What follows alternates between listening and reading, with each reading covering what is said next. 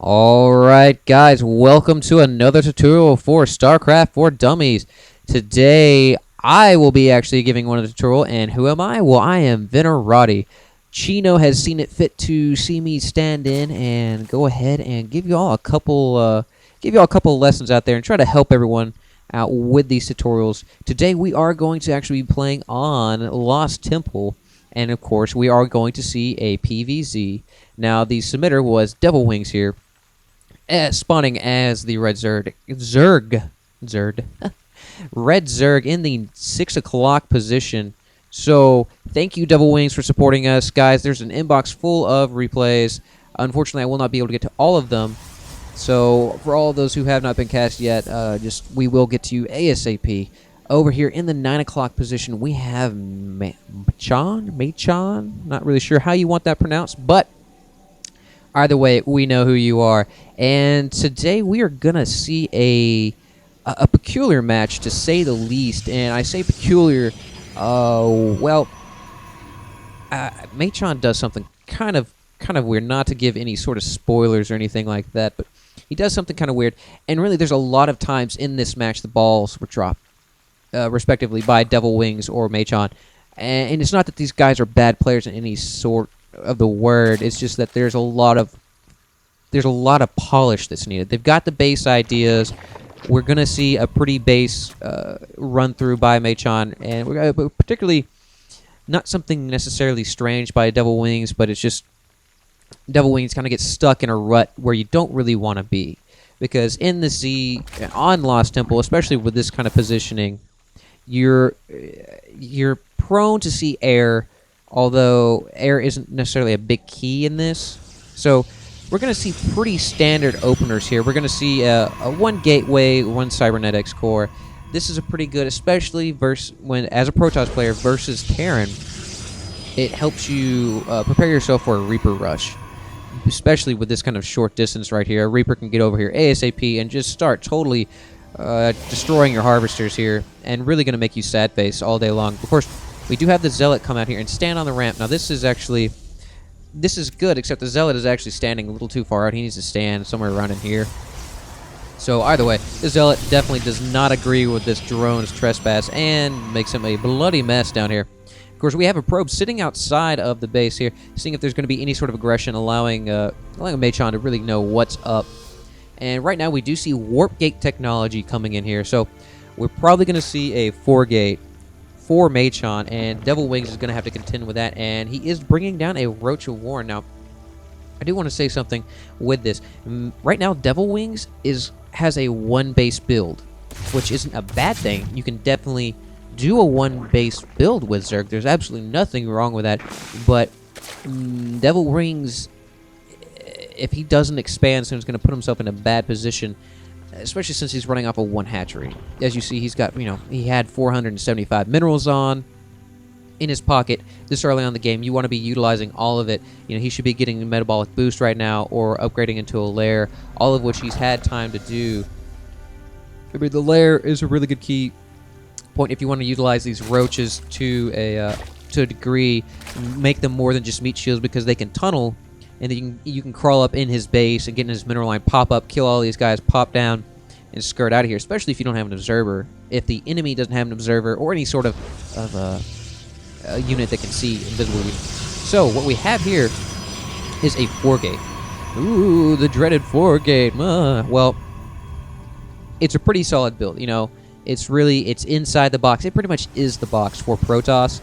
So, Machan here isn't doing anything wrong so far. I don't agree with no robo, just for the simple fact that observers are so powerful with Protoss. Observers, just really let you know what's up on the battlefield, period. Zerg have creep, tumors, and observers, and Terran has scan. Observers really fulfills the slot for Protoss and giving you battlefield awareness. As well, he is going to have the Forge come down. And I would hope to see a weapons level 1 coming on. Now, coming back over here to the Zerg player, we have yet to see another hatchery come down yet. We're 40 pop in, and we don't see an expansion for Devil Wings, and he has not attacked. And that I don't agree with this in the slightest bit, for the simple fact that if you're gonna one base with Zerg, you got to be aggressive. You have to hit your opponent hard, and you have to hit them fast. And of course, we do see Devil Wings moving out with these Zerglings, but there are just not enough Zerglings to deal with this Stalker force. This is a really Stalker-heavy force, and Stalkers are susceptible to Zerglings, but only when Zerglings can get a surround. Right now, how they're sitting up here on this ledge, great placement by Machon. Good, solid placement. Because these Zerglings are going to go all the way around up this ramp, and then the Stealth's going to be like, no, get out of my face. And all these Stalkers, meanwhile, will just be pounding these guys into little red pockets of blood. There we go. Blood. But so we have the Roach Warren coming in here. Roaches also a good way to deal with Stalkers. I really feel that Hydralisks are better. Hydralisks are just so powerful, and they really just tear into any gate unit. And something I want to also point out here with Devil Wings. Devil Wings is making a good use of his Overlords right here. He is going to be able to see just about any sort of expansion. He sees these pylons coming down here, and we will probably see a Nexus come down for Machon. So this Observer is really giving Devil Wings a good battlefield awareness. So props to Devil Wings for that. Still, though, we don't have an expansion for Devil Wings. This is crucial. And even if he got a second hatchery right here, that'd be fine. But he hasn't gotten a lair yet. He hasn't gotten an expansion, and he's just now getting the evolution chamber. And look at how much money he has in his pocket right now. He just can't build units fast enough because he only has one hatchery. Now, of course, this doesn't make him a bad player. It's just that you can't, as a Zerg player, you can't run off of one hatchery this long into the game. We're about 10 minutes into the game, running off of one hatchery, not really going to do you justice, especially against a 4-gate. This 4-gate, if it's properly used, will tear you to shreds if you're still on one hatchery. And on top of that, we see ground weapons level 1 coming in for Machon. So Machon doing a good job. He's going to try to time this push as we see him moving out right as we have about 28 seconds left for ground weapons level 1. We do see Zerg missile attack coming up here, but it will not research in time for any sort of a clash that they're going to have.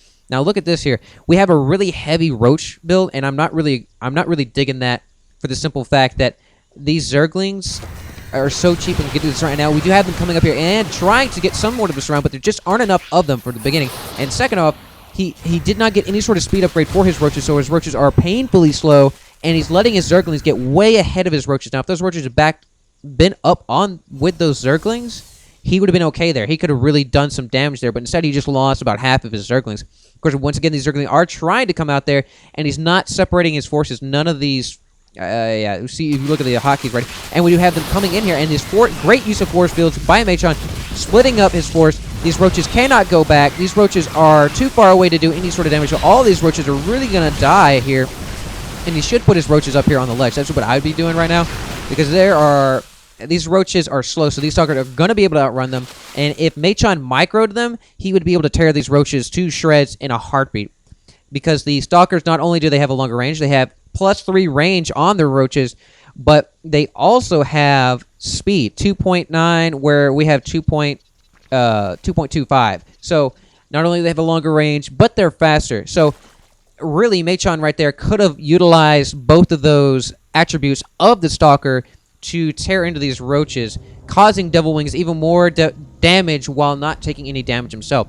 That's a key practice of Protoss, is being able to utilize their speed and their range, especially against these Roaches.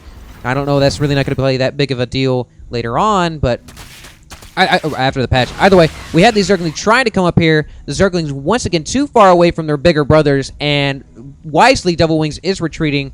I would like to see something up here, especially considering how aggressive Machon is, and this Overlord needs to pull back. This Overlord will die. Well, yes, the Overlord does die. He showers blood all over these Stalkers. This is a really bad position because these Stalkers are going to be able to force field, the Sentries are going to be able to force field this force. Devil Wings able to avoid it, and Devil Wings being able to really get close. Great micro here, getting these guys close, still bringing in the reinforcement, pushing these Stalkers back. Of course, these Stalkers will be able to get away. These Sentries, however, are not going to be able to get away. One sentry does blow up and turn to a pretty blue ball. Of course, this other stalker is really feeling the pain. So these stalkers, instead of walking down here, I believe they should sit on the high ground right here, pinging on these troops. So not really sure why he's doing that. This one stalker is going to be surrounded. It does not get away. So Devil Wings able to utilize the brute force of these roaches, getting them in their close, allowing them to soak up damage.